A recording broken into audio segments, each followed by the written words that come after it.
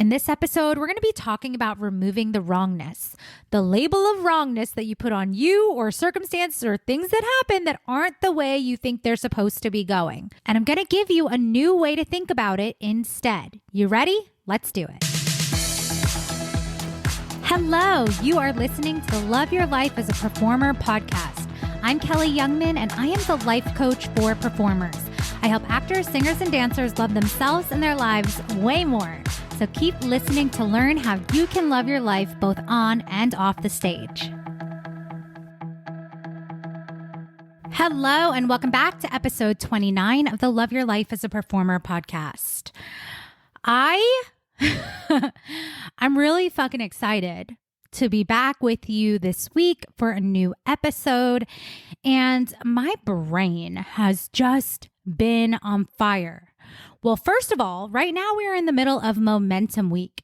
And if you're like, Kelly, I have no idea what you're talking about, I want you to go to kellyyoungmanwellness.com/momentum and join us for the rest of the week. We've had one call so far, and some major shifts are already happening, right? Like the work that we do together in coaching is very nuanced, and things that might feel like they have a purpose and an intention and things that you're doing, you might not even realize that those things don't 100% align with who you're being. And if you actually were that version of you, you might not be approaching things the way that you are, right? And if that felt confusing, just know that that was one of the major breakthroughs that happened in Momentum Week, and you can get the replay, and so you'll know exactly what I'm freaking talking about. But that's one of the benefits of working with a coach, is having the ability to zoom out outside of your own brain and get a different perspective, to go to the identity level and align those actions, feelings, thoughts with who you're actually wanting to be in this lifetime. If you haven't noticed, I am very nostalgic and sort of like to be sentimental and appreciative.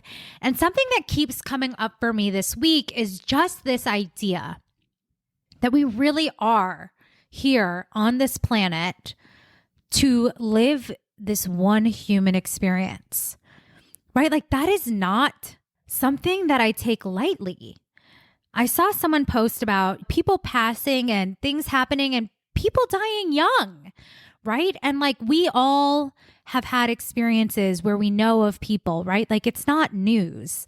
But I think sometimes in those moments, we are just reminded that this life is precious.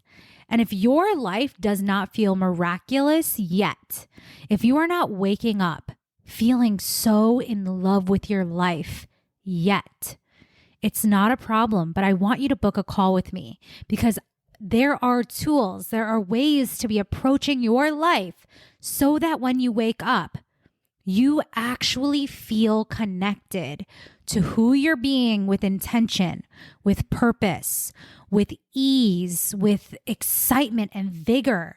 Vigor? I don't know if I've ever said that word before, but like you can actually feel alive and excited to be alive, right? Life does not have to feel mundane. And I don't know, I feel inspired to just say that because I know that at some point my life did not used to feel the way it does now. I used to be stressed as fuck, trying to like earn some love and earn credibility and earn, worthiness and all of these things. And my life did feel like shitty. Not to say that I don't have bad days or that I'm not human, but I just want you to know that you can be feeling like your life is miraculous more of the time. And that is the work that I do with my clients. And that is how you get to approach your career and your life from a space of knowing that it's not like, let's wait and see what happens. Like it is actively created by you, and you have to decide to create it. No one is going to do it for you. I've had to have some hard come to Jesus moments with myself in the past couple of weeks, because I really did go through my own period of like struggling and feeling a little bit disconnected and unplugged. And I could feel my brain sliding back into a little bit of victim mentality. And I really had to like sit down, do an evaluation and look at, oh, okay, these are the parts of my life that are not feeling lit up. And this is why I'm feeling, disconnected. And this is why certain areas are focused on struggle, right? Like even my brain as a coach with all of the tools in the world, okay, maybe not all of the tools in the world, but a lot of freaking tools, still has human days and still can go to the place where I feel like I'm in a freaking hole and I can't get out. Right. And I was actually laughing too, because as I was going through this period that felt kind of like a struggle, I also had the awareness and the consciousness of like, oh, I've been asking for this. Because sometimes, and this, take it as it is, but most of the time my life does feel miraculous and my life does feel like I'm running down clouds of rainbows and sunshine and daisies, and my life feels incredible. And so I often think to myself, like, it's hard for me to remember what it feels like to be a performer that hates my life, because it's just been so long since I've had those emotions and those feelings and those thoughts. And so like how perfect that the universe gave me a period of struggle and a period of being back in that vibration of hard and not working out and, not enough. All of those feelings just honestly were so valuable for me as a coach to remember what my clients are feeling and thinking more of the time. And if this sounds wild, just know that like it's also part of the mindset that I've cultivated for myself, which is like everything in my life is happening for me, even when it sucks. I really am able to like genuinely understand that what I'm going through is in my best interest, even when my brain doesn't fully agree. Okay. And so that's what I want to talk about today on the podcast. We're going to talk about what to do when life really doesn't feel good. And the first thing that you have to do is be willing to remove the wrongness. Okay. Be willing to remove the wrongness. And I have a few different ways I want to talk about this. But the first thing I'll say is that when you are in a state of being that is not where you want to be, just ask yourself, what if it's not a problem? And I know when you're in that space, that question feels annoying. But notice that the resistance, most of the time, especially if you do lean positive and you do lean sunshine and rainbows and daisies like me, it is like, oh my God, this is so fucking annoying. I don't want to feel like this right now. This is like pulling me out of my vibration. This is distracting me. This is delaying me, right? And when we are having those thoughts, notice that the theme is like, this is wrong. This is not how I should be feeling. This is not the experience I should be having. All of it is wrong. Wrong, wrong, wrong, wrong, wrong. Okay? The same thing if you like go to an audition and you're like, oh my God, that audition did not go well. And I blanked on the combo and I forgot the choreo or I messed up my lyrics. And like, again, when your brain gets stuck in a negative thought cycle of like, that was terrible, I'm horrible, right? All of it is stemming from the wrongness about the audition. Like it wasn't supposed to go like that. That was not what was supposed to happen. Wrong, wrong, wrong, wrong, wrong. The same thing if you're having a conversation with a friend and you get annoyed.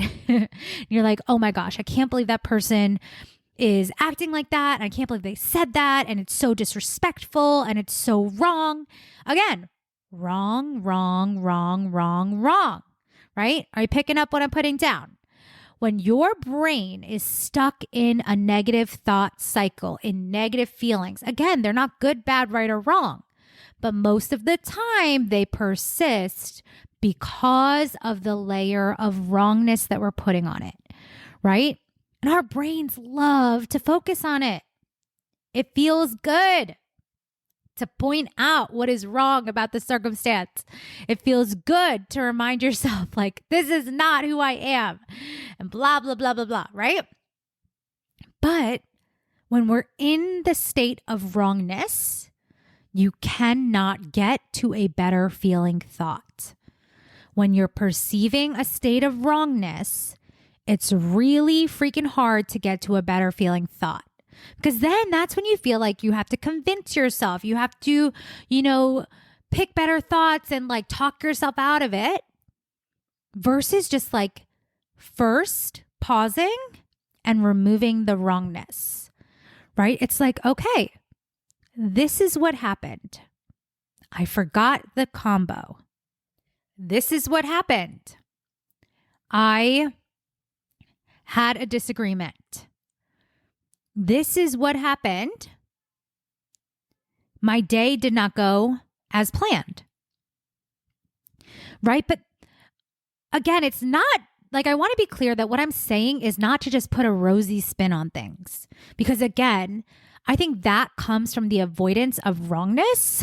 It's like we're putting the label of wrong and then we're avoiding the wrong. We don't want to see it. We don't want to look at it. We don't want to engage with it. So we're just like, let me just go over here instead. And I know I often teach it's okay to shift your focus. And sometimes you have to just be curious and know yourself and be aware of, what am I avoiding? Is this genuinely me giving myself an opportunity to change my energy and shift my focus? Or am I in avoidance, right? Am I in avoidance of wrongness? Am I still holding this label of wrongness even though I'm switching my focus, right? So it's just a little bit nuanced, and I want to make sure you're hearing what I'm saying, okay?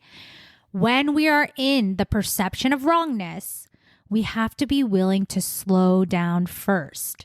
Slow down and remove the wrongness. Because the thing is, when we zoom out, sometimes the things that we perceive as wrong happened in perfect fucking timing. And honestly, I'm going to say always, we get exactly what we need in every moment.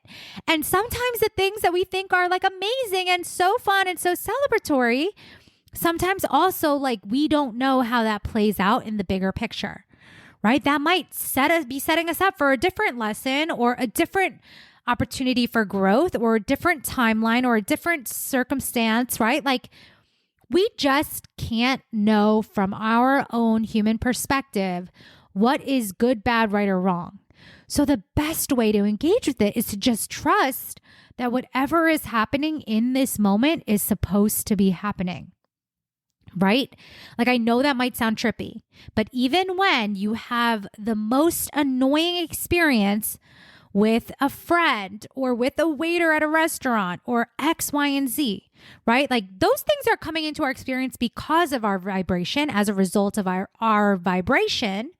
And you can always trust that those are happening in perfect timing, right? Like, I want to just give you an example. Like, I'm thinking about, I might have even shared this before, but there was one time I totally bombed an audition, right? And like, I remember going in to sing, and for some reason, it was like my brain had a malfunction. Like, I literally could not think. It was like I couldn't hear pitch. I couldn't sing the song. And like, the pianist was literally playing the melody with me. And it was like I literally had no idea what pitch was anymore. And I remember walking out of that audition and being like, oh my God, like, that was really bad. Like, that's never happened to me before. Like, I literally, like, I had an out of body experience, and it was like as if I was tone deaf, right? Like, literally. I'm not judging myself here. I'm just like being fully transparent in this experience. But then when I came out of the audition, I saw my now voice teacher, who is a mutual friend of one of my good friends. And I saw him, I believe it was at Pearl or Ripley, one of the two. And I was like, oh, MGG, this is a sign. I need to schedule a voice lesson right now, right? That experience made it so clear that I was like, I cannot have that experience again. I'm going to go schedule this voice lesson. And it just so happened that then I was like, I don't remember. It must have been around the time that I was auditioning for Anastasia, but I just remember being like, oh, no. I am going to do everything in my control, everything that I could possibly be responsible for to set myself up for success. And because of that experience that seemed air quote terrible, right? It literally gave me the momentum and the inspiration and the clarity to take that next step that resulted in me booking my second Broadway show. Because then I was like, oh, no, I am going to be so freaking prepared when I go in for the next one. Like that is not happening again, right? And so again, we can't always know what is going to be good, bad, right, or wrong in the moment. And when we are viewing something as wrong, when we are viewing and labeling and putting that blanket of wrongness over the experience we're having, really all we're doing is creating more resistance. Now, I was at an audition today and it was so interesting because someone that I ran into was just casually talking about how like this year they're inviting in more patients to their performing career. And again, this isn't good, bad, right, or wrong. And if it's serving them, great. But like, it was so fascinating because patience is not an emotion that I associate with my performing career or my life. And I was thinking about like, what is the energy of patience? And so I actually Googled it and I was looking up the definition of patience. And it's so fascinating because, let me just read it to you. The capacity to accept or tolerate delay, trouble, or suffering without getting angry or upset. Okay, just let that sink in for a second. I find this so fascinating because in the perception of, I'm going to have patience about my performing career, I want you to hear that part of the definition was like accept or tolerate delay, trouble, or suffering, right? And I feel like, isn't it interesting that when you're having patience, air quote, patience about your performing career, really there's already a layer of wrongness in the experience that you're having. Okay, I just want you to consider, try it on. Are you telling yourself to be more patient about your performing career and why? Are you trying to accept? And this is where it's like, I think there's a little bit of nuance to this because like, I think you can accept the timeline of your career. You can accept that things are happening in perfect timing, but that's very different from tolerating delay, trouble, or suffering. Right? Isn't that so freaking fascinating? I was just like, oh, so are you currently perceiving wrongness in your career or your life?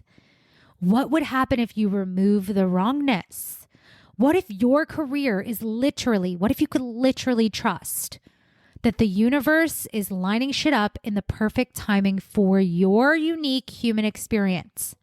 And that you can trust that things are coming in perfect timing, and that things are happening, and you can move through your career instead of with patience, with excitement, with gratitude, with appreciation, with knowing, with certainty. I want you to imagine how different your career will feel when you're not looking at how many months have gone by since your last contract and making that wrong.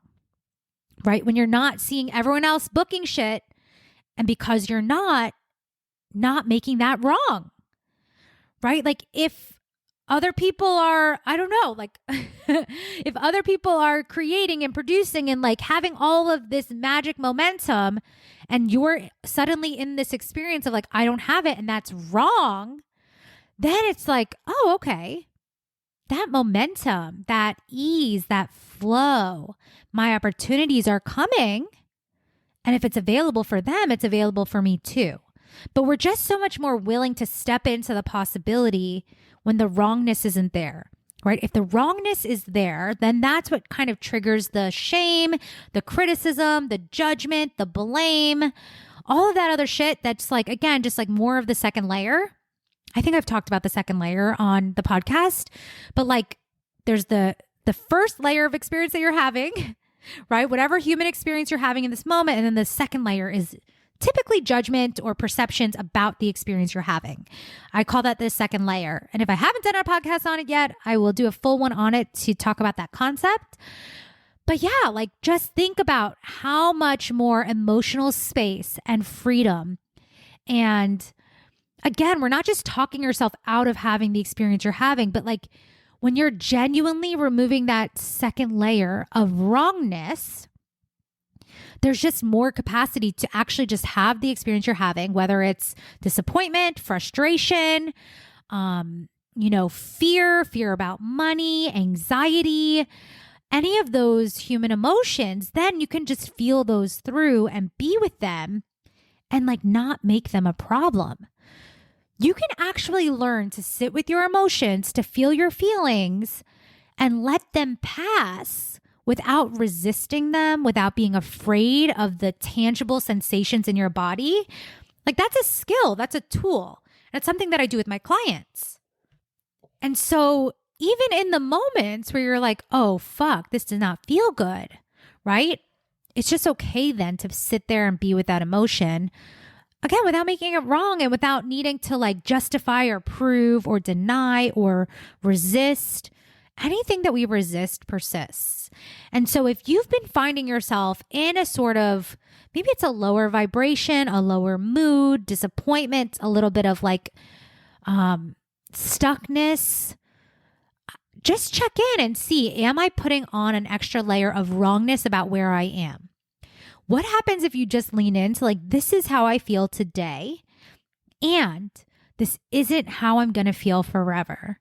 This experience actually isn't wrong. And the more I'm willing to feel my negative emotions, the sooner I can get into a better feeling space. The sooner I can let this emotion pass through my body and even create the possibility of feeling negative emotions and still knowing that everything I desire is on its way, right? It's just like creating a different, that's also like a whole other podcast, but creating a new relationship with your emotions. But the first step really is removing the wrongness. Removing the wrongness frees up the space to have the experience you're having and tap into what emerges from there.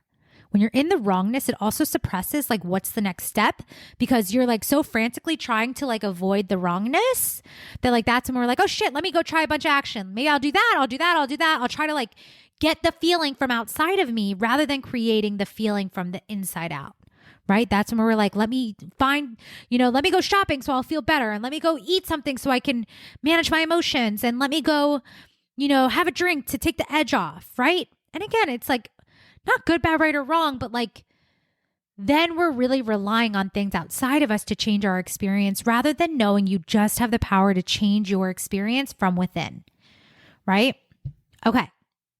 So just to recap, if you are in a state that does not feel good, if you're frustrated at someone, if you're frustrated at yourself, if you're feeling afraid and fear and any other negative emotion, first pause and remove the wrongness, right? Be willing to be where you are, knowing that it's exactly like, this is not just like some bullshit shit I'm saying. It's not just like a nice quote or a nice idea. Like really knowing that you're exactly where you're supposed to be, and you get to create what comes next. You get to decide and, create, but first you have to remove the wrongness. You just have to. There's no way around it. And the sooner you're willing to release the wrongness, the sooner you can allow your feelings, you can process, you can just create the space for the next better feeling thought. You do not need patience for your career when you are not believing that your career is happening in a wrong cadence or rhythm or timing. And when you know and believe and trust that everything is working out for you. And honestly, it's just like such a different life experience day to day. This is one of the ways you can move towards having a life that feels fucking miraculous, is when you start releasing and removing the wrongness about you, the wrongness about your circumstances, the wrongness about, things that are happening, the wrongness about timing. And when you really just consider that it's all happening exactly as planned and exactly as it's unfolding. Okay, that's what I got for you this week. So 2 last reminders. If you have not signed up and you haven't yet registered for Momentum Week, go to kellyyoungmanwellness.com/momentum to join us February 20th to the 25th of 2023. And if you're just like, oh shit, I didn't realize how much wrongness I'm living my life with. And you're like, you know what? Now is the time to just really work through this and create a different energetic life experience. And I want my life to feel fucking miraculous more of the time. Book a lunch call. We can get to work today to have your life feeling so fucking good. It does not have to wait. And the sooner you feel better, the sooner you're going to be an energetic match to receive the things you want. It's just how the universe works. So go to kellyyoungmanwellness.com/launch to book a call today, and I will meet you back here for another episode. Bye. I hope you enjoyed today's episode, and if you did, make sure to share it with a friend who is also an actor, singer, or dancer. You can also help spread the word by leaving us a review wherever you listen to podcasts in order to help people find this resource. Lastly, you can find me on Instagram at Kelly Youngman Wellness. And if you're interested in coaching, make sure to head to kellyyoungmanwellness.com/waitlist to join my list now. See you soon.